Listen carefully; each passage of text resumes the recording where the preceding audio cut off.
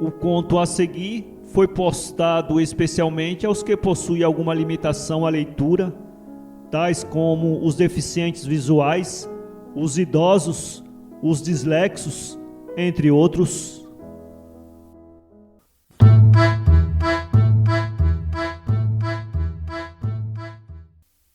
Esta é uma gravação da Audioteca Kate Hyman, da Shalom, Liga Israelita do Brasil.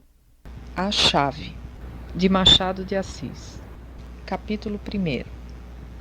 Não sei se lhes diga simplesmente que era de madrugada, ou se comece num tom mais poético, aurora com seus róseos dedos.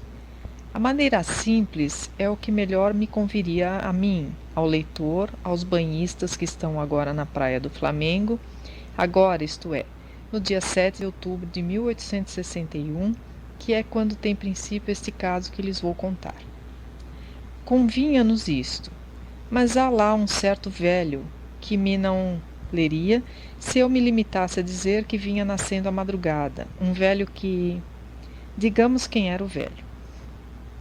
Imaginem os leitores um sujeito gordo, não muito gordo, calvo, de óculos, tranquilo, tardo, meditativo. Tem 60 anos. Nasceu com o século.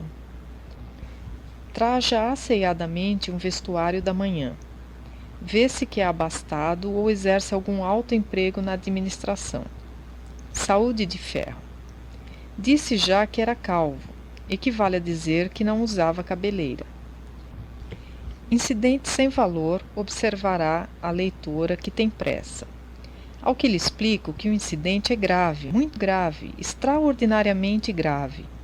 A cabeleira devia ser o natural apêndice da cabeça do Major Caldas, porque cabeleira traz ele no espírito, que também é calvo. Calvo é o espírito. O Major Caldas cultivou as letras desde 1821 até 1840, com um ardor verdadeiramente deplorável.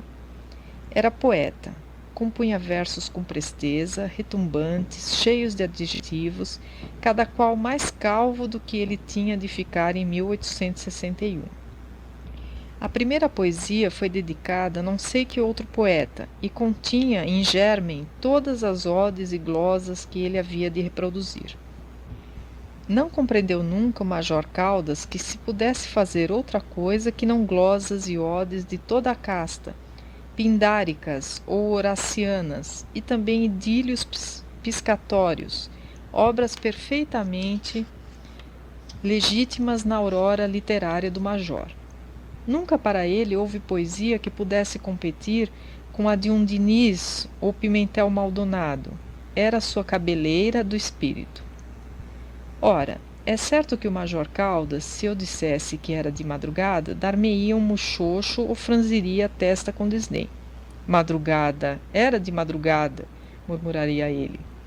Isto diz aí qualquer preta. Nhã, nhã, era de madrugada. Os jornais não dizem de outro modo, mas numa novela... Vá, pois. A Aurora, com seus dedos cor-de-rosa, vinha rompendo as cortinas do Oriente quando Marcelina levantou a cortina da barraca. A porta da barraca olhava justamente para o Oriente, de modo que não há inverossimilhança em lhes dizer que essas duas auroras se contemplaram por um minuto. Um poeta arcaico chegaria a insinuar que a aurora celeste enrubesceu de despeito e raiva. Seria, porém, levar a poesia muito longe. Deixemos a do céu e venhamos à da terra. Lá está ela, à porta da barraca, com as mãos cruzadas no peito, como quem tem frio. Traja a roupa usual das banhistas, roupa que só dá elegância a quem já a tiver em subido grau. É o nosso caso. Assim, à meia luz da manhã nascente, não sei se poderíamos vê-la de modo claro. Não, é impossível. Quem lhe examinaria agora aqueles olhos úmidos, como as conchas da praia, aquela boca pequenina que parece um beijo perpétuo?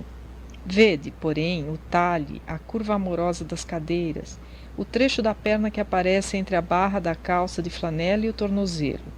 Digo tornozelo e não o sapato, porque Marcelina não calça sapatos de banho. Costume ou vaidade? Pode ser costume. Se for vaidade, é explicável porque o sapato esconderia e mal os pés mais graciosos de todo o Flamengo, um par de pés finos, esguios, ligeiros. A cabeça também não leva a coifa. Tem os cabelos atados em parte trançados. Tudo desleixadamente, mas de um desleixo voluntário e casquilho. Agora que a luz está mais clara, podemos ver bem a expressão do rosto. É uma expressão singular de pomba e gato, de mimo e desconfiança. Há olhares dela que atraem, outros que distanciam, uns que inundam a gente como um bálsamo, outros que penetram como uma lâmina. É desta última maneira que ela olha para um grupo de duas moças que estão à porta de outra barraca a falar com um sujeito. Lambisgóias, murmura entre dentes. Que é? Pergunta o pai de Marcelina, o Major Caldas, sentado ao pé da barraca, numa cadeira que o moleque lhe leva todas as manhãs. Que é o quê? Diz a moça. Tu falaste alguma coisa. Nada. Estás com frio? Algum. Pois olha, amanhã está quente. Onde está o José? O José apareceu logo. Era o moleque que a acompanhava ao mar. Aparecido o José, Marcelina caminhou para o mar com um desgarro de moça bonita e superior. Da outra barraca tinham já saído as duas moças que lhe mereceram tão desdenhosa classificação. O rapaz que estava com elas também entrara no mar. Outras cabeças e bustos surgiram da água como um grupo de delfins. Da praia, alguns olhos puramente curiosos se estendiam aos banhistas ou cismavam puramente contemplando o espetáculo das ondas que se dobravam e desdobravam, ou, como diria o Major Caldas, as convulsões de Anfitrite. O Major ficou sentado a ver a filha, com o Jornal do Comércio aberto sobre os joelhos. Tinha já luz bastante para ler as notícias, mas não o fazia nunca antes de voltar a filha do banho. Isto por duas razões. Era a primeira a própria afeição de pai. Apesar da confiança na destreza da filha, receava algum desastre. Era a segunda o gosto que lhe dava contemplar a graça e a habilidade com que Marcelina mergulhava, bracejava ou simplesmente boiava, como uma náiade, acrescentava ele se falava disso a algum amigo. Acresce que o mar, naquela manhã, estava muito mais bravio que de costume, e a ressaca era forte. Os buracos da praia mais fundos, o medo afastava vários banhistas habituais. Não te demoras muito, disse o major, quando a filha entrou. Toma cuidado. Marcelina era destemida. Largou a linha em que se dava a arrebentação e surgiu fora muito naturalmente. O moleque, aliás bom nadador, não rematou a façanha com igual placidez, mas galgou também e foi surgir ao lado da sinhá moça. Hoje o bicho não está bom, ponderou um banhista ao lado de Marcelina, um homem maduro, de Suíça, zar aposentado. Parece que não, disse a moça, mas para mim é o mesmo. O major continua a não gostar d'água salgada? Perguntou uma senhora. Diz que é militar de terra e não do mar, replicou Marcelina. Mas eu creio que papai o que quer é ler o jornal à vontade. Podia vir lê-lo aqui, insinuou um rapaz de bigodes, dando uma grande risada de aplauso a si mesmo. Marcelina nem olhou para ele. Mergulhou adiante de uma onda, surgiu fora, com as mãos sacudiu os cabelos. O sol, que já então aparecera, alumiava nessa ocasião, ao passo que a onda, seguindo para a praia, deixava-lhe todo o busto fora da água. Foi assim que a viu pela primeira vez, com os cabelos úmidos e a flanela grudada ao busto, ao mais correto e virginal busto daquelas praias. Foi assim que pela primeira vez a viu o Bastinhos, Luís Bastinhos, que acabava de entrar no mar para tomar o primeiro banho no Flamengo. Capítulo 2. A ocasião é a menos própria para apresentar-lhes o Sr. Luís Bastinhos. A ocasião e o lugar. O vestuário, então, é impropriíssimo. Ao vê-lo agora, a meio busto, nem se pode dizer que tenha vestuário de nenhuma espécie. Emerge-lhe a parte superior do corpo, boa musculatura, pele alva, mal coberta de alguma penugem. A cabeça é que não precisa dos arrebiques da civilização para dizer-se bonita. Não há cabeleireiro, nem óleo, nem pente, nem ferro que no-la ponham mais graciosa. Ao contrário, a expressão fisionômica de Luís Bastinhos acomoda-se melhor a esse desalinho agreste e marítimo. Talvez perca quando se pentear. Quanto ao bigode, fino e curto, os pingos d'água que ora lhe escorrem não chegam a diminuí-lo. Não chegam sequer a ver-se. O bigode persiste como dantes. Não o viu Marcelina ou não reparou nele. O Luís Bastinhos é que viu e mal pôde disfarçar a admiração. O Major Caldas, se o observasse, era capaz de casá-los só para ter o gosto de dizer que unia uma náiade a um tritão. Neste momento, a náiade repara que o tritão tem os olhos fitos nela e mergulha, depois mergulha outra vez, nada e boia. Mas o tritão é teimoso e não lhe tira os olhos de cima. Que importuno, diz ela consigo. Olhem uma onda grande, brada um dos conhecidos de Marcelina. Todos se puseram em guarda, a onda enrolou alguns, mas passou sem maior dano. Outra veio e foi recebida com um alarido alegre. Enfim veio uma mais forte e assustou algumas senhoras. Marcelina riu-se delas. Nada, dizia uma. Salvemos o pelo, o mar está ficando zangado. Medrosas, acudiu Marcelina. Pois sim. Querem ver? Continuou a filha do major. Vou mandar embora o moleque. Não faça isso, dona Marcelina, acudiu o banhista de ar aposentado. Não faça outra coisa. José, vai-te embora. Mas, nhanhã, vai-te embora. O José ainda esteve alguns segundos sem saber o que fizesse, mas parece que entre desagradar ao pai ou à filha, achou mais arriscado desagradar a filha e caminhou para a terra. Os outros banhistas tentaram persuadir a moça que devia vir também, mas era tempo baldado. Marcelina tinha a obstinação de um enfant gâté, lembraram alguns que ela nadava como um peixe e resistira muita vez ao mar. Mas o mar do Flamengo é o diabo, ponderou uma senhora. Os banhistas, pouco a pouco, foram deixando o mar. Do outro lado da terra, o Major Caldas, de pé, ouvia impaciente a explicação do moleque, sem saber se o devolveria a água ou se cumpriria a vontade da filha. Limitou-se a soltar palavras de enfado. Santa Maria! Exclamou de repente o José. Que foi? Disse o Major. O José não lhe respondeu, atirou-se à água. O Major olhou e não viu a filha. Efetivamente, a moça, vendo que no mar só ficava o desconhecido, nadou para a terra, mas as ondas tinham se sucedido com frequência e impetuosidade. No lugar da arrebentação foi envolvida por uma. Nesse momento é que o moleque a viu. Minha filha! Bradou o major. E corria desatinado pela areia, enquanto o moleque, conscienciosamente, buscava penetrar no mar. Mas era já empresa escabrosa. As ondas estavam altas, fortes e a arrebentação terrível. Outros banhistas acudiram também a salvar a filha do major, mas a dificuldade era só uma para todos. Caldas, ora implorava, ora ordenava ao moleque que lhe restituísse a filha. Enfim, José conseguiu entrar no mar, mas já então lutava ali, junto ao funesto lugar, o desconhecido banhista que tanto aborrecera a filha do major. Este estremeceu de alegria, de esperança, quando viu que alguém forcejava por arrancar a moça da morte. Na verdade, o vulto de Marcelina apareceu nos braços de Luís Bastinhos. Mas uma onda veio e os enrolou a ambos. Nova luta, novo esforço, e desta vez definitivo triunfo. Luís Bastinhos chegou à praia arrastando consigo a moça. Morta! Exclamou o pai correndo a vê-la. Examinaram-na. Não, desmaiada apenas. Com efeito, Marcelina perdera os sentidos, mas não morrera. Deram-lhe os socorros médicos, ela voltou a si. O pai, singelamente alegre, apertou Luís Bastinhos ao coração.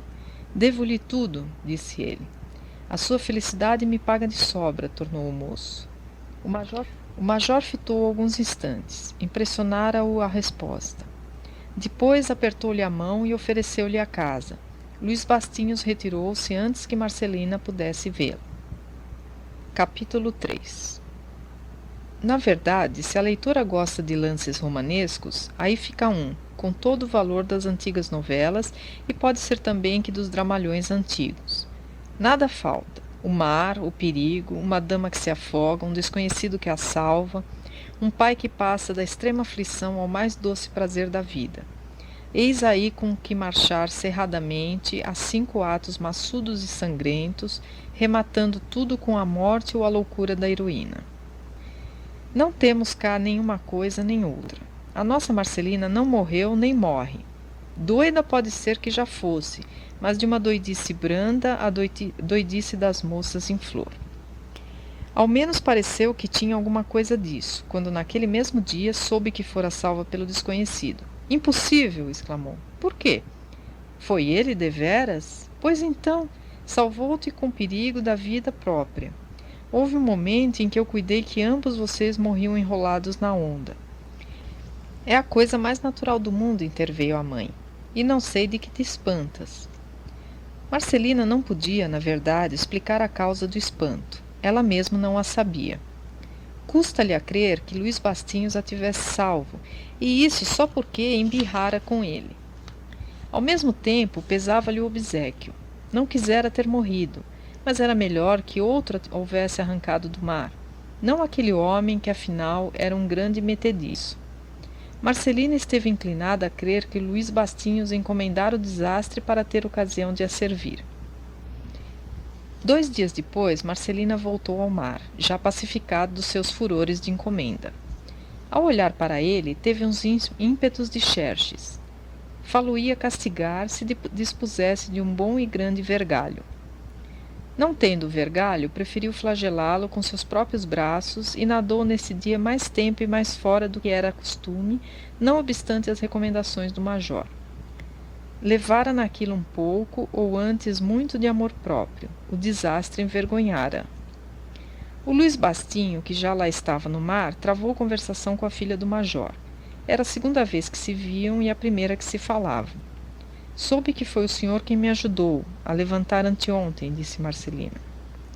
O Luís Bastinho sorriu mentalmente. Ia responder por uma simples afirmativa quando Marcelina continuou. Ajudou, não sei. Eu creio que cheguei a perder os sentidos, e o senhor... Sim, o senhor foi quem me salvou. Permite-me que lhe agradeça, concluiu ela, estendendo a mão. Luís Bastinhos estendeu a sua, e ali, entre 2 ondas, tocaram-se os dedos do Tristão e da Náiade. Hoje o mar está manso, disse ele. Está. A senhora nada bem. Parece-lhe? Perfeitamente. Menos mal. E como para mostrar a sua arte, Marcelina entrou a nadar para fora, deixando Luís Bastinhos. Este, porém, ou por mostrar que também sabia a arte e que era destemido, ou por não privar a moça de um pronto socorro, caso houvesse necessidade, ou enfim, e este motivo pode ter sido o principal, se não único, para vê-la sempre de mais perto, lá foi na mesma esteira. Dentro de pouco era uma espécie de aposta entre os dois. Marcelina, disse-lhe o pai quando ela voltou para a terra, você hoje foi mais longe do que nunca. Não quero isso, ouviu? Marcelina levantou os ombros, mas obedeceu ao pai, cujo tom nessa ocasião era desusadamente ríspido. No dia seguinte não foi tão longe a nadar. A conversar, porém, foi muito mais longe do que na véspera. Ela confessou ao Luís Bastinhos, ambos com a água até o pescoço, confessou que gostava muito de café com leite, que tinha 21 anos, que possuía reminiscências do Tamberlik e que o banho de mar seria excelente se não a obrigasse a acordar cedo. Deita-se tarde, não é? Perguntou Luís Bastinhos. Perto da meia-noite. Oh, dorme pouco? Muito pouco. De dia dorme? Às vezes. Luís Bastinhos confessou, pela sua parte, que se deitava cedo, muito cedo, desde que estava a banhos de mar. Mas quando for ao teatro? Nunca vou ao teatro, pois eu gosto muito. Também eu, mas enquanto estiver a banhos... Foi nesse ponto que entraram as reminiscências do Tamberlik que Marcelina ouviu quando criança. E daí ao João Caetano, e do João Caetano a não sei que outras reminiscências, que a um e a outro fez esquecer a higiene e a situação. Capítulo 4. Saiamos do mar que é tempo. A leitora pode desconfiar que o intento do autor é fazer um conto marítimo, a ponto de casar os 2 heróis nos próprios passos de Anfitrite, como diria o Major Caldas. Não, saiamos do mar. Já tens muita água, boa Marcelina. Too much of water has tu, por Ofélia. A diferença é que a pobre Ofélia lá ficou, ao passo que tu saías sã e salva, com a roupa do banho pegada ao corpo, um corpo grego, por Deus. E entras na barraca, e se alguma coisa ouves, não são as lágrimas dos teus, são os resmungos do major. Saiamos do mar. Um mês depois do último banho a que o leitor assistiu, Já o Luís Bastinhos frequentava a casa do Major Caldas. O major afeiçoara-se-lhe deveras depois que ele lhe salvara a filha. Indagou quem era. Soube que estava empregado numa repartição da Marinha, que seu pai, já agora morto, fora capitão de fragata e figurara na guerra contra Rosas. Soube mais que era moço bem reputado e decente. Tudo isso realçou a ação generosa e corajosa de Luís Bastinhos, e a intimidade começou, sem oposição da parte de Marcelina, que antes contribuiu para ela, com as suas melhores maneiras. Um mês era de sobra para arraigar no coração de Luís Bastinhos a planta do amor que havia germinado entre duas vagas do Flamengo. A planta cresceu, copou, bracejou ramos a um e a outro lado. Tomou o coração todo do rapaz, que não lembrava jamais de haver gostado tanto de uma moça. Era o que ele dizia a um amigo de infância, seu atual confidente. E ela? Disse-lhe o amigo.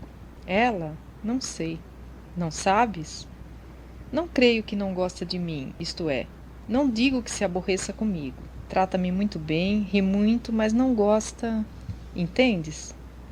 Não te dá corda em suma, concluiu Pimentel, que assim se chamava o amigo confidente. Já lhe disseste alguma coisa? Não. Por que não lhe falas?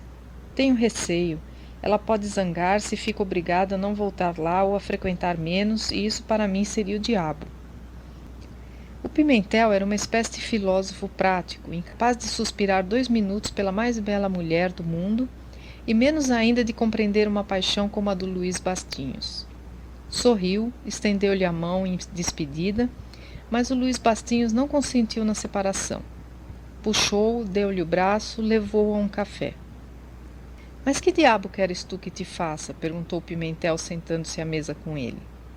Que me aconselhas? O quê? Não sei o que, mas diz-me alguma coisa, replicou o namorado. Talvez convenha falar ao pai, que te parece? Sem saber se ela gosta de ti? Na verdade era imprudência, concordou o outro, coçando o queixo com a ponta do dedo índice. Mas talvez goste. Pois então... Por que, eu te digo? Ela não me trata mal. Ao contrário, às vezes tem uns modos, umas coisas, mas não sei. O major gosta de mim. Ah, gosta. Pois aí tens, casa-te com o major. Falemos sério. Sério? Repetiu Pimentel, debruçando-se sobre a mesa e encarando o outro. Aqui vai o mais sério que há no mundo. Tu és um... Digo? Dize, tu és um bolas. Repetiam-se essas cenas regularmente, 1 ou 2 vezes por semana. No fim delas, o Luís Bastinhos prometia 2 coisas a si mesmo. Não dizer mais nada ao Pimentel e ir fazer imediatamente a sua confissão a Marcelina. Poucos dias depois ia confessar ao Pimentel que ainda não dissera nada a Marcelina. E o Pimentel abanava a cabeça e repetia o estribilho. Tu és um bolas. Um dia assentou Luís Bastinhos, que era vergonha dilatar por mais tempo a declaração de seus afetos. Urgia clarear a situação. Ou era amado ou não. No primeiro caso, o silêncio era tolice. No segundo, a tolice era assiduidade. Tal foi a reflexão do namorado, tal a sua resolução. A ocasião era, na verdade, propícia. O pai ia passar a noite fora. A moça ficara com uma tia surda e sonolenta. Era o sol de Austerlitz. O nosso Bonaparte preparou a sua melhor tática. A fortuna dele até um grande auxílio na própria moça, que estava triste. A tristeza podia dispor o coração a sentimentos benévolos, principalmente quando o outro coração lhe dissesse que não duvidava beber na mesma taça da melancolia. Esta foi a primeira reflexão de Luís Bastinhos. A segunda foi diferente. Por que estará ela triste? Perguntou ele a si mesmo. E eis o dente do ciúme a trincar-lhe o coração, e o sangue a esfriar-lhe nas veias e uma nuvem a cobrir-lhe os olhos. Não era para menos o caso. Ninguém adivinharia nessa moça quieta e sombria, sentada a um canto do sofá, a ler as páginas de um romance, ninguém adivinharia nela a borboleta ágil e volúvel de todos os dias. Alguma coisa devia ser, talvez a mordesse algum besouro. E esse besouro não era, de certo, Luís Bastinhos. Foi o que ele pensou e foi o que o entristeceu. Marcelina ergueu os ombros. Alguma coisa que incomoda, continuou ele. Um silêncio. Não? Talvez. Pois bem, disse Luís Bastinho com calor e animado por aquela meia confidência. Pois bem, diga-me tudo. Eu saberei ouvi-la e terei palavras de consolação para suas dores. Marcelina olhou um pouco espantada para ele, mas a tristeza dominou outra vez e deixou estar calada alguns instantes. Finalmente, pôs-lhe a mão no braço e disse que lhe agradecia muito o interesse que mostrava, mas que o motivo de tristeza era-o só para ela e não valia a pena contá-lo. Como Luís Bastinho teimasse para saber o que era, contou ao moço que lhe morrera, nessa manhã, o mico. Luís Bastinhos respirou à larga. Um mico, um simples mico. Era pueril o objeto, mas para quem o esperava terrível, antes assim. Ele entregou-se depois a toda sorte de considerações próprias do caso. Disse-lhe que não valia o bicho a pureza dos belos olhos da moça. E daí a escorregar uma insinuação de amor era quase nada. E a fazê-lo chegou o major. 8 dias depois, houve em casa de Major um sarau, uma brincadeira, como disse o próprio Major. Luís Bastinhos foi. Estava, porém, arrufado com a moça. Deixou-se ficar a um canto, não se falaram durante a noite inteira. Marcelina, disse-lhe no dia seguinte o pai, acho que tratas às vezes mal o Bastinhos, um homem que te salvou da morte. Que morte? Da morte na praia do Flamengo. Mas, papai, se a gente fosse morrer de amores por todas as pessoas que nos salvam da morte... Mas quem te fala nisso? Digo que os tratas mal às vezes. Às vezes? É possível. Mas por quê? Ele parece-me um bom rapaz. Nada mais lhe respondendo a filha, entrou o major a bater com a ponta do pé no chão, um pouco enfadado.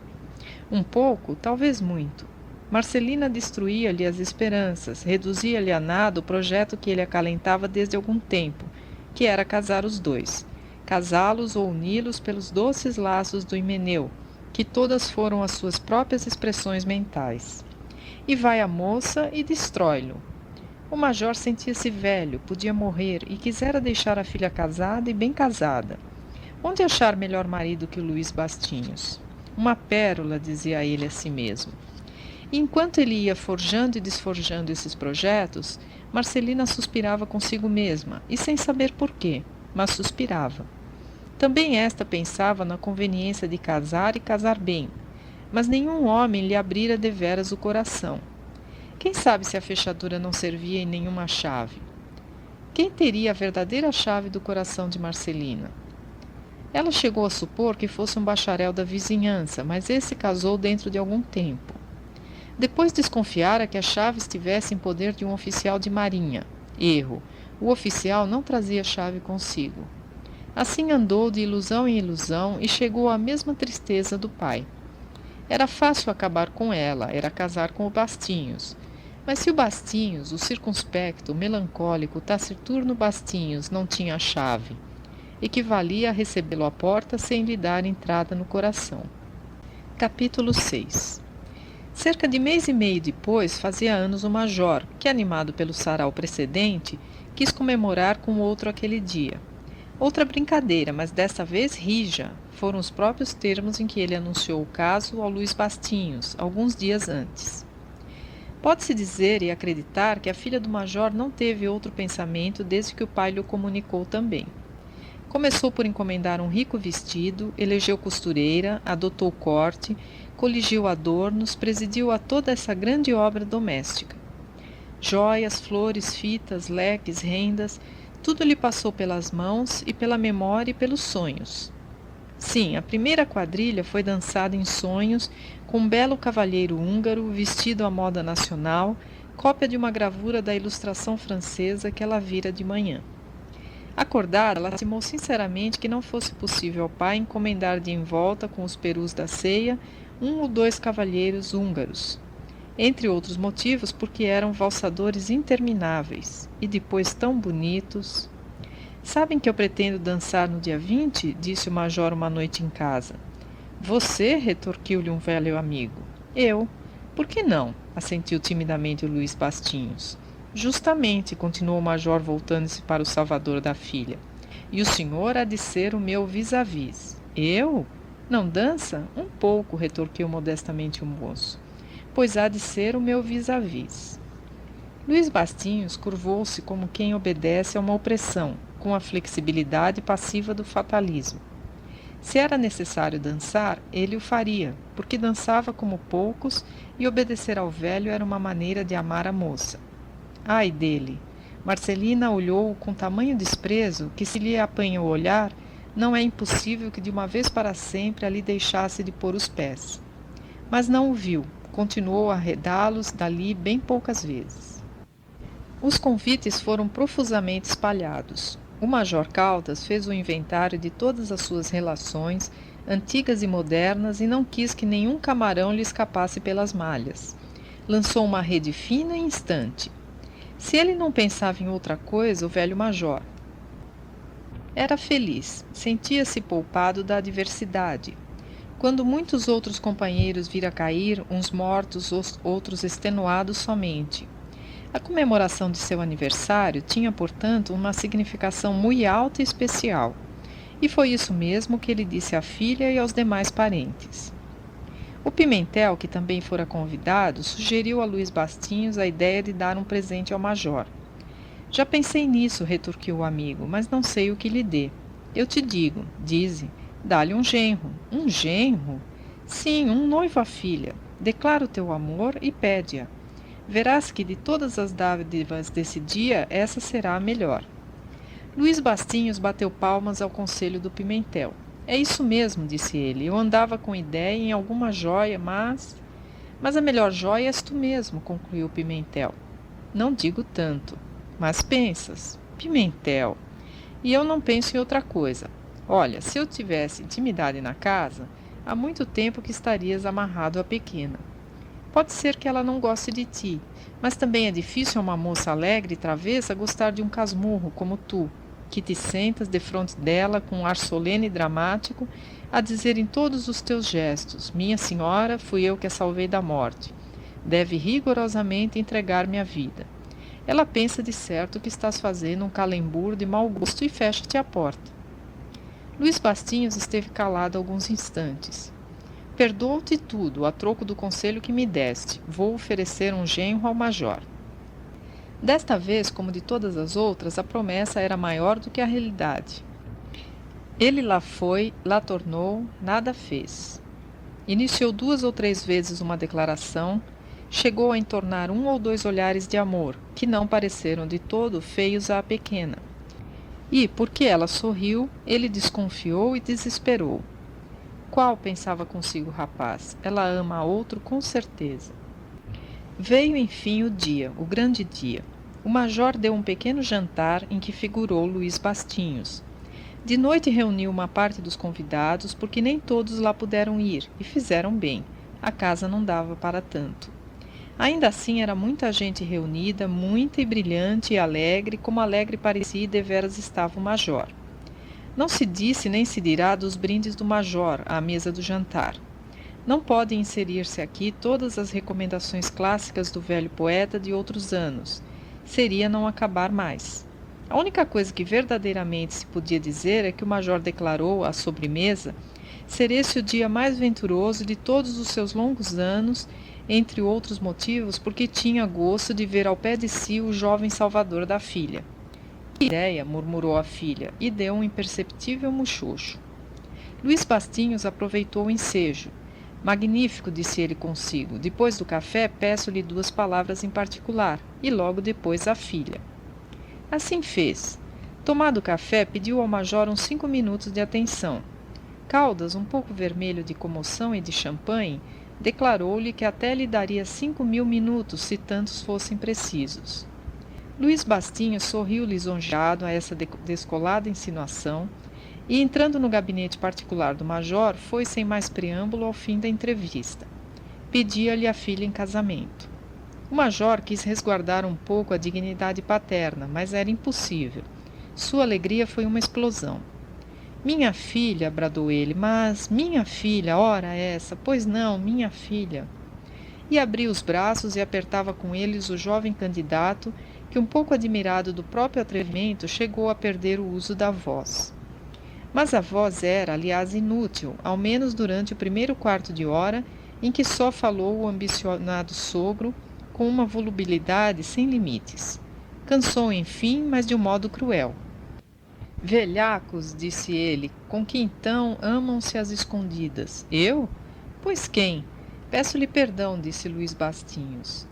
Não sei, não tenho certeza. Que? Não se correspondem? Não me tenho atrevido. O major abanou a cabeça com certo ar de irritação e lástima. Pegou-lhe das mãos e fitou durante alguns segundos. Tu és, afinal de contas, um pandorga, sim, um pandorga, disse ele, largando-lhe as mãos. Mas o gosto de os ver casados era tal, e tal a alegria daquele dia de anos, que o major sentiu a lástima converter-se em entusiasmo, a irritação em gosto, e tudo acabou em boas promessas. Pois digo-te que hás de casar, concluiu ele. Marcelina é um anjo, tu outro, eu outro.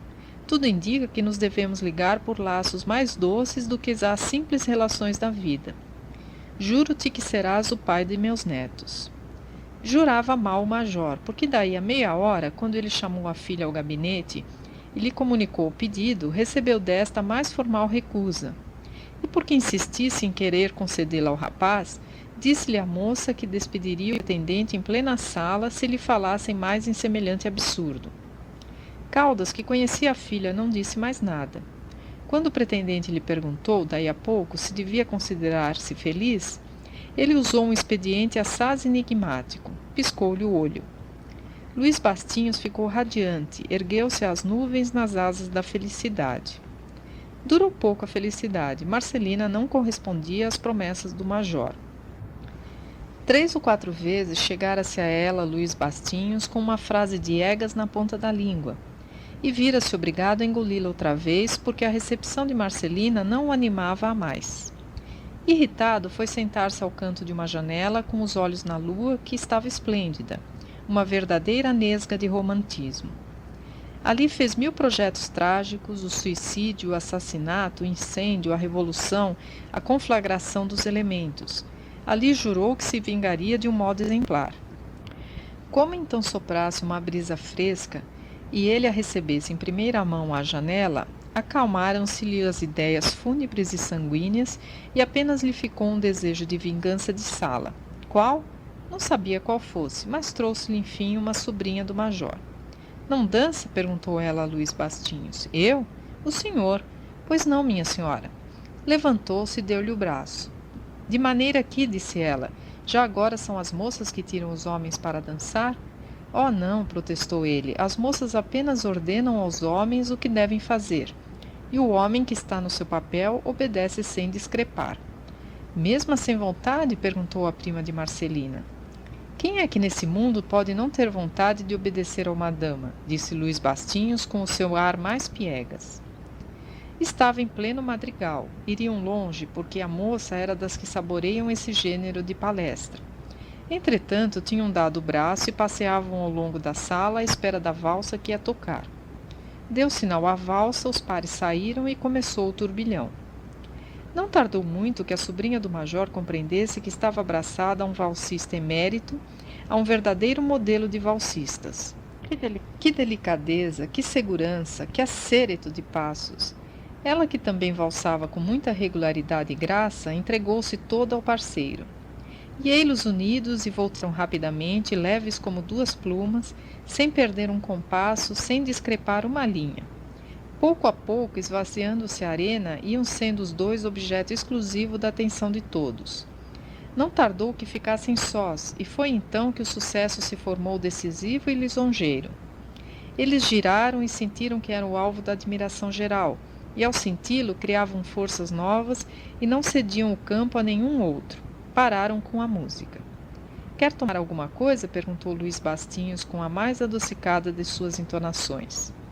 A moça aceitou um pouco d'água, e enquanto andavam elogiavam um ao outro com o maior calor do mundo. Nenhum desses elogios, porém, chegou ao do major, quando daí a pouco encontrou Luís Bastinhos. Pois você estava com isso guardado, disse ele. Isso o quê? Isso, esse talento que Deus concedeu a poucos, a bem raros. Sim, senhor, pode crer que é o rei da minha festa. E apertou-lhe muito as mãos, piscando o olho. Luís Bastinhos tinha já perdido toda a fé naquele jeito peculiar do major. Recebeu-o com frieza. O sucesso, entretanto, fora grande. Ele o sentiu nos olhares sorrateiros dos outros rapazes, nos gestos de desdém que eles faziam. Foi a consagração última. Com que então só minha prima é que mereceu uma valsa? Luís Bastinhos estremeceu ao ouvir esta palavra. Voltou-se, deu com os olhos em Marcelina. A moça repetiu o dito, batendo-lhe com o leque no braço. Ele murmurou algumas palavras que a história não conservou. Aliás, deviam ser notáveis, porque ele ficou vermelho como uma pitanga. Essa cor ainda se tornou mais viva quando a moça, enfiando-lhe o braço, disse resolutamente: "Vamos a esta valsa." Tremia o rapaz de comoção. Pareceu-lhe ver nos olhos da moça todas as promessas de bem-aventurança. Entrou a compreender as piscadas do major. "Então", disse Marcelina, "vamos. Ou está cansado?" "Eu? Que ideia! Não estou cansado." A outra valsa fora um primor. Esta foi classificada entre os milagres. Os amadores confessaram francamente que nunca tinham visto um valsador como Luís Bastinhos. Era o impossível realizado. Seria a pura arte dos arcanjos, se os arcanjos valsassem. Os mais invejosos tiveram de ceder alguma coisa à opinião da sala. O major chegou às raias do delírio.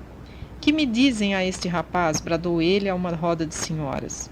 "Ele faz tudo, nada como um peixe e valsa como um peão. Salvou minha filha para valsar com ela." Marcelina não ouviu estas palavras do pai, ou perdoou-lhes. Estava toda entregue à admiração. Luís Bastinhos era até ali o melhor valsista que encontrara. Ela tinha vaidade e reputação de valsar bem, e achar um parceiro de tal força era a maior fortuna que podia acontecer a uma valsista. Disse-lhe ela mesma, não sei se com a boca, se com os olhos, e ele repetiu-lhe a mesma ideia, e foram ratificar daí a pouco as suas impressões numa segunda valsa. Foi outro e maior sucesso. Parece que Marcelina valsou ainda uma vez com Luís Bastinhos, mas em sonhos, uma valsa interminável, numa planície ao som de uma orquestra de diabos azuis e invisíveis. Foi assim que ela referiu o sonho no dia seguinte ao pai. "Já sei", disse este, "esses diabos azuis invisíveis deviam ser dois." "Dois? Um padre e um sacristão. Ora, papai." E foi um protesto tão gracioso que o Luís Bastinhos, se o ouvisse e visse, muito provavelmente pediria repetição.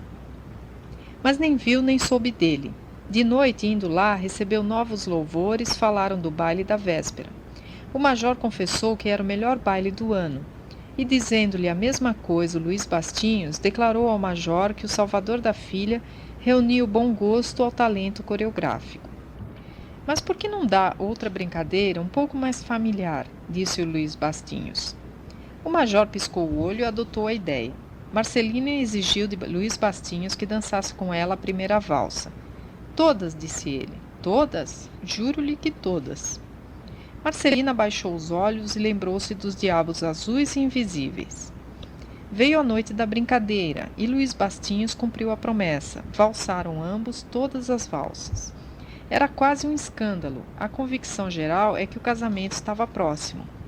Alguns dias depois, o major deu com os dois numa sala, ao pé de uma mesa, a folhearem um livro. Um livro ou as mãos, porque as mãos de um e de outro estavam sobre o livro, juntas e apertadas. Parece que também folheavam os olhos, com tanta atenção que não viram o major. O major quis sair, mas preferiu precipitar a situação. "Então, que é isso? Estão valsando sem música?" Estremeceram os dois e coraram muito, mas o major piscou o olho e saiu. Luís Bastinhos aproveitou a circunstância para dizer à moça que o casamento era a verdadeira valsa social, ideia que ela aprovou e comunicou ao pai. "Sim", disse este, "o melhor terpsicore é Himeneu."